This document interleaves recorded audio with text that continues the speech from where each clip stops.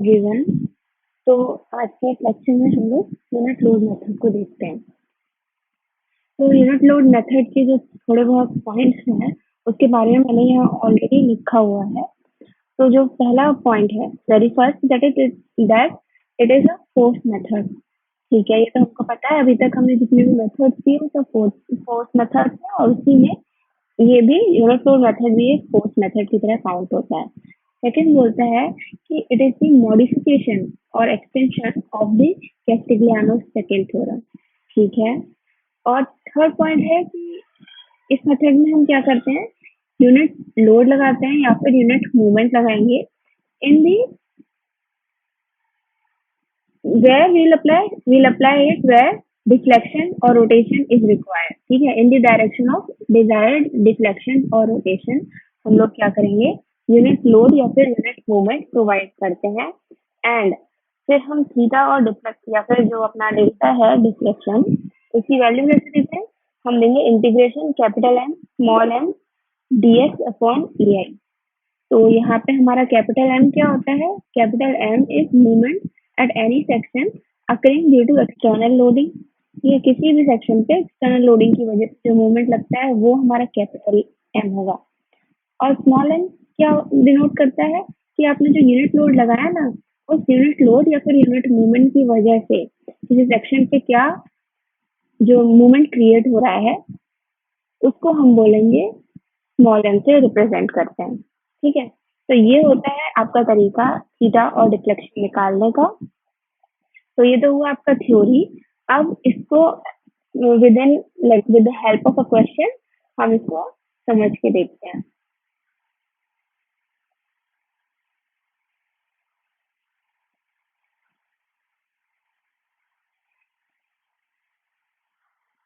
तो अगर मैं क्वेश्चन लूँ तो मेरा क्वेश्चन में मीनिंग कुछ इस तरह से है। एक फ्रेम का क्वेश्चन ले लेते हैं हम।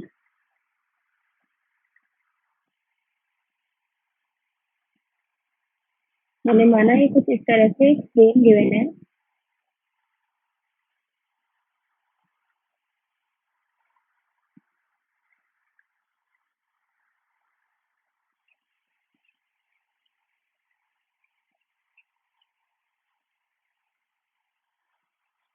फ्रेम पे हमको क्या दिया है, हमको एक तो लोडिंग यहाँ दी हुई है और एक लोडिंग हमको यहाँ दी हुई है।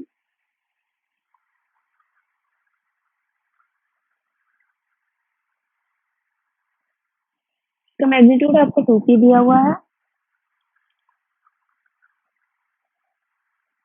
इसका मैग्नीट्यूड आपको p दिया हुआ है। ये डिस्टेंस है l, ये डिस्टेंस है l। सिमिलरली आपका ये डिस्टेंस भी है l एंड ये डिस्टेंस भी है l। मतलब यहाँ से यहाँ तक का ये जो मैंने बोला ये है l।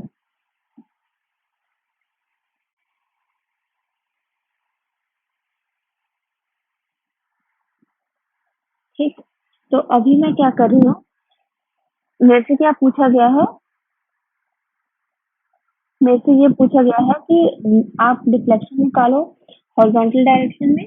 मतलब उन्होंने मेरे से बोला कि आप क्या करो, डिफ्लेक्शन निकालो इस पॉइंट पे। पहले मैं पॉइंट के नाम दे देती हूँ, ए, ये है बी, सी, डी एंड ई। तो हमारे पास टोटल जो डिफ्लेक्शन है किस पॉइंट पे पूछा है, हमको ई पे पूछा है। एक तो वर्टिकल डायरेक्शन में, ठीक है, एक पूछा डिफ्लेक्शन एट ई इनटू कहाँ पे, आपको पूछा है हॉरिजॉन्टल डायरेक्शन में। तो ये जो दो डिफ्लेक्शन है ये हमें बता दो, ये बोला उन्होंने। तो कैसे करते हैं इस केस के लिए, मैं क्या करूँ, मैंने अभी मैंने पढ़ा कि मुझे क्या चाहिए, मुझे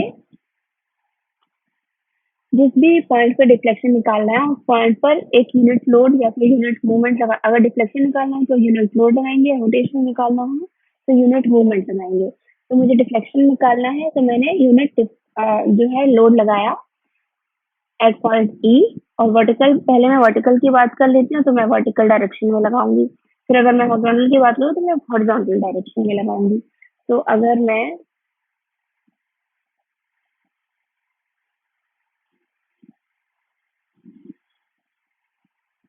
बात करूँ तो मुझे कुछ इस तरह से ये सेम गिवन है। ठीक, एक बार मुझे वर्टिकल लगाना है, एक बार मुझे हॉरिजॉन्टल लगाना है।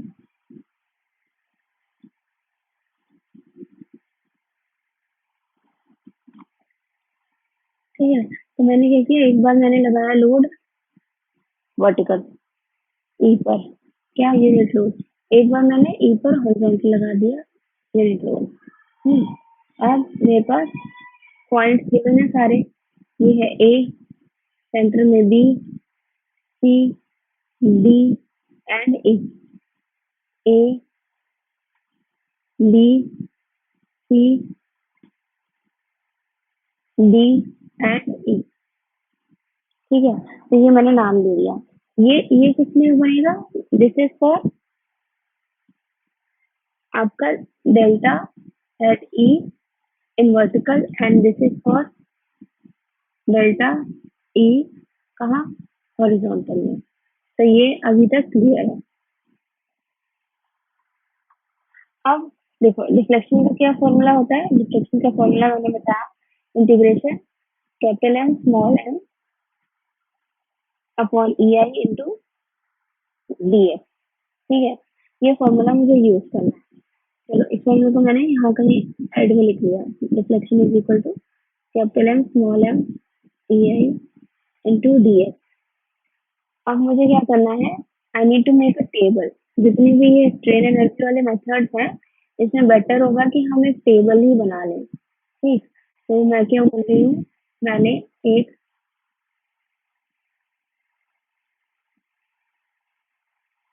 टेबल बनाई, कुछ ज्यादा बड़ी हो गई, यहाँ तक टेबल ठीक है। मैंने फर्स्ट में देखा पोर्शन, मैंने फिर देखा ओरिजिन,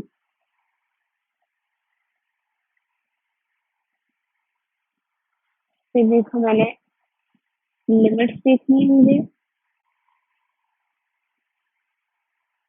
एक ही टेबल में मैंने हॉरिजॉन्टल वर्टिकल दोनों काम कर लिया। तो मैं क्या कर रही हूँ, मैंने यहाँ कैपिटल एम एक्स और एक में M1 और M2 की बात करूंगी। अभी सब समझाऊंगी मैं क्या बोल रही हूँ। तो ये मैंने कुछ इस तरह से अपनी टेबल फॉर्म कर ली है। यहाँ पे मेरे को लिखने हैं क्वेश्चन, यहाँ मेरे को लिखनी है वैल्यू,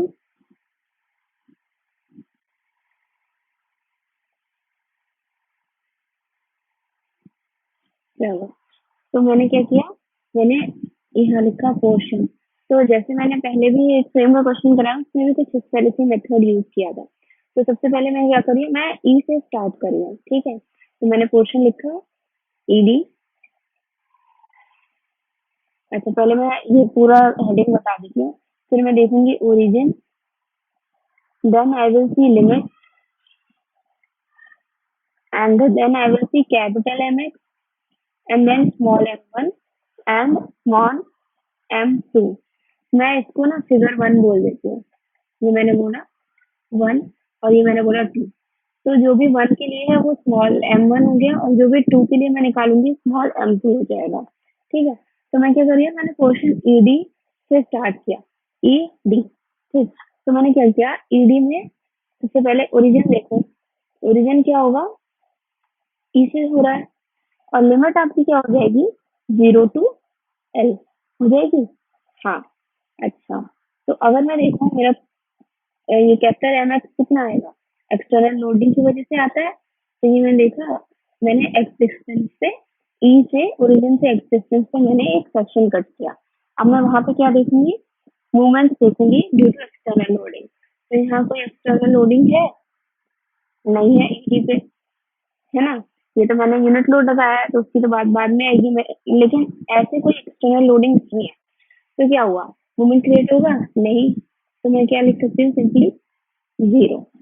स्मॉल एम क्या होगा आपका, स्मॉल एम तो होगा क्योंकि मैंने एक यूनिट लोड लगाया है टू कैलकुलेट द डिफ्लेक्शन। तो ये क्या होगा, 1 into x होगा ना, 1 into x। तो मैं ये कर सकती हूँ 1 into x, मतलब x आ गया। m2 की तो कोई बात नहीं है, हम यहाँ पे अभी m2 की कोई डिस्कस नहीं कर रहे, ठीक, वर्टिकल वाले में। अब मैं क्या देख रही हूँ, m2 कोई होगा, m2 तो मैं ये देख रही हूँ हॉरिजॉन्टल डायरेक्शन में, तो कुछ नहीं है, तो ये हो गया जीरो। अब देखो,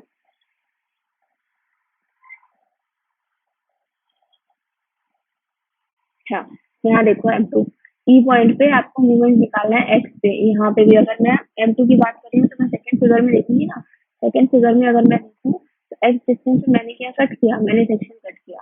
अब मैं क्या बोल रही हूँ कि हाँ M2 मतलब मैंने इस यूनिट लोड की वजह से कोई मूवमेंट क्रिएट होगा इधर एक्स पॉइंट पे, नहीं, क्योंकि सेम एक ही लाइन से जा रहे हैं, तो ये हो गया जीरो। ठीक है, अब मैंने क्या किया, मैंने पोर्शन लिया डी सी, ठीक, डीसी का पोर्शन किया। तो मैंने क्या देखा, ओरिजिन यहाँ पे डी से ले रही हूँ, ठीक है, और डी से लिमिट भी आपकी क्या हो रही है, 0 to L हो रही है। ठीक है, अब कैपिटल एम एक्स कुछ जनरेट होगा डीसी में,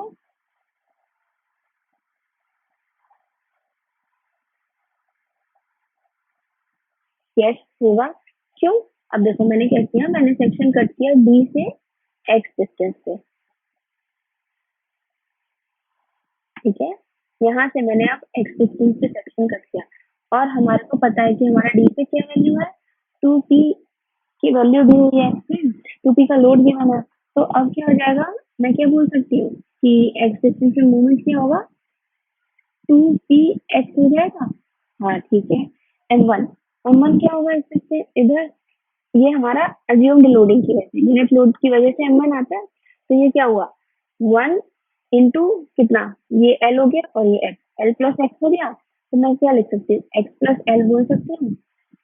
हाँ, अब मैं अगर M2 की बात करूँ, मतलब M2 मतलब मैं फिगर 2 में आ जाऊँ। फिगर 2 में अगर मैं आ गई तो यहाँ पे फिर से मैंने ये x माना, अब मैं फिगर 2 में हूँ, तो क्या मेरा M2 जनरेट होगा, फिर से ये आपका वन इसी डायरेक्शन में है ना, सेम एक्सिस में है, तो मोमेंट जीरो हो जाएगा यहाँ पे भी। ठीक है, मैंने मोमेंट लिख दिया जीरो। अब मैं देख रही हूँ सेक्शन सी बी, तो मैंने अब कंसिडर किया पोर्शन सी बी का, और अब मैं क्या कर रही हूँ, मैंने एक सेक्शन कट किया इस तरह से सी से एक्स डिस्टेंस में। अब मैं क्या बोल रही हूँ कि मुझे अब बताओ कि आपका जो है क्या होंगे मूवमेंट यहाँ पे। सबसे पहले तो ओरिजिन देखते हैं, ओरिजिन सी से बी, तो ओरिजिन में मान रही हूँ सी को, और आपका फिर से ये क्या है, 0 to L है, ठीक है। अब मैंने क्या किया, एक्सटर्नल मूवमेंट क्या क्रिएट होगा यहाँ से एक्स, तो 2p L होगा, 2p L। कैसे भाई, यहाँ पे मुझे इस पॉइंट पे मूवमेंट देखना है, तो ये इसके पैरेलल हुआ, और ये किस तरह से क्रिएट करेगा, 2pL, ठीक, इस तरह से 2p इंटू ये L डिस्टेंस हो गया 2pL। मैं अब मांग रही हूँ कि मूवमेंट इसकी वजह से, हमारे यूनिट लोड की वजह से मूवमेंट क्रिएट हो, यूनिट लोड की वजह से मूवमेंट क्रिएट होगा, हाँ भाई होगा, कितना, 1 into टोटल डिस्टेंस कितना है, ये इसका यहाँ से पैरेलल डिस्टेंस वो है 2L, तो क्या हो गया 1 into 2L, तो हमारे पास क्या है 2L। अच्छा, अब मैं इस वाले डायग्राम में आ जाऊँ क्योंकि मुझे M2 की बात करनी है। M2 की बात करने के लिए मैंने फिर से एक डिस्टेंस से यहाँ पे सेक्शन कट कर दिया है, यहाँ पे भी। अब मैं क्या बोल रही हूँ कि क्या M जनरेट होगा, मोमेंट यहाँ पे जनरेट होगा, हाँ होगा, क्योंकि ये यूनिट लोड है, और 1 into x का हमको जनरेट होगा यूनिट लोड, तो यहाँ मैंने लिख दिया x। अब मेरे पास क्या पोर्शन बचा है, बी ए, बी ए में ओरिजिन बी माना, और डिस्टेंस कितनी है, 0 to L भी है, ठीक। अब मैं क्या बोल रही हूँ कि मेरा कैपिटल एम जनरेट होगा, जैसे मैं देखूँ मैंने सेक्शन कहाँ कट किया, ये सेक्शन यहाँ कट किया, सिमिलरली मैंने सेक्शन ये कट किया। अब मैं क्या बोल रही हूँ कि कैपिटल एम जनरेट होगा, बी पे क्या है, हमारे पास ऑलरेडी बी पे लोड है,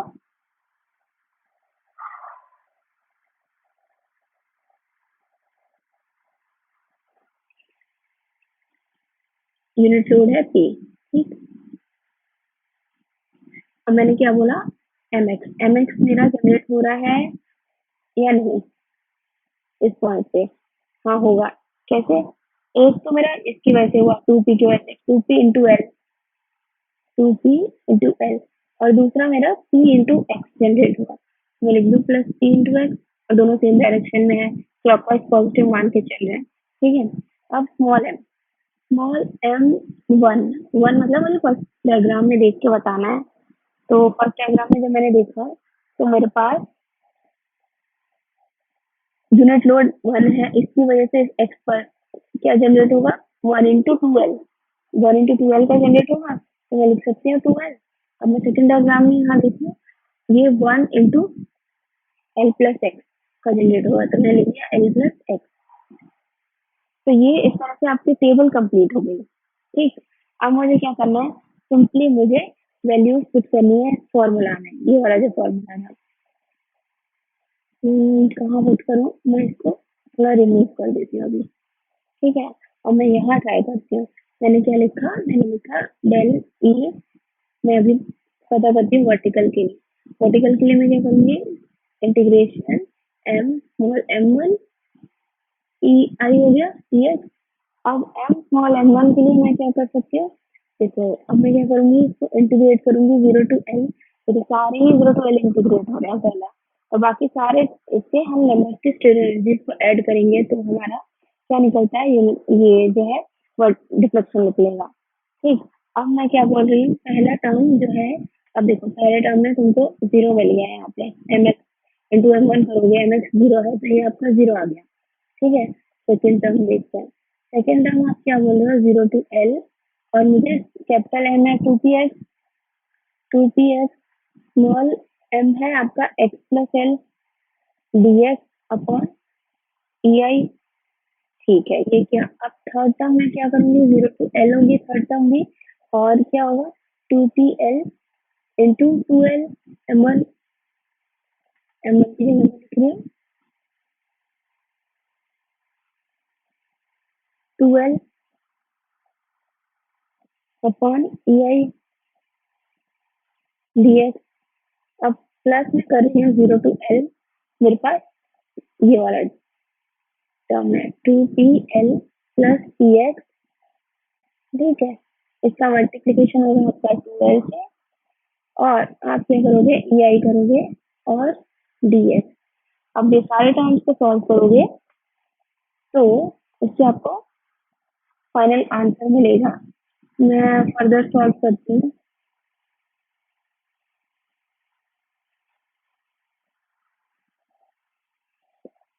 फाइनल जब आप सॉल्व करोगे तो आपके पास हॉरिजॉन्टल डायरेक्शन में del E, sorry vertical direction में कुछ इस तरह से मिलेगा, two P L cube upon three E I plus two P L cube upon two E I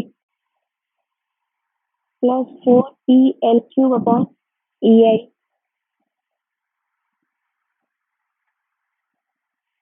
plus four P L cube upon E I plus two P L cube upon two E I. तो जब आप finally निकालोगे तो हमारे पास ये value आएगी 32 P L cube upon three E I. तो ये हुआ आपका deflection at E in vertical direction. इस तरह से सॉल्व करके आप वर्टिकल डायरेक्शन में आपने डिफ्लेक्शन निकाल लिया। सिमिलर केस आप हॉरिजॉन्टल के लिए कर लो। मैं आपको इनिशियल इक्वेशन बता देती हूँ और फाइनल आंसर बता देती हूँ, आप खुद से सॉल्व करना। ठीक है। तो मैं क्या बोल रही हूँ, मैंने डिफ्लेक्शन ई एट हॉरिजॉन्टल निकालना है, तो मैं क्या करूँ, zero to L, first term बताओ, फर्स्ट टर्म में क्या करोगे आप, M X into M two करोगे, दोनों ही जीरो है तो जीरो हो जाएगी, हाँ हो जाएगी। सेकेंड टर्म बताओ, जीरो टू एल ही लेंगे और M X into M two करोगे, फिर से जीरो है तो ये भी जीरो हो जाएगी, हाँ हो जाएगी। थर्ड टर्म में लिख सकते हो, थर्ड टर्म में लिखूंगी zero to L two P L into X upon E I D X करोगे, और फोर्थ टर्म में आप कर सकते हो two P L plus P x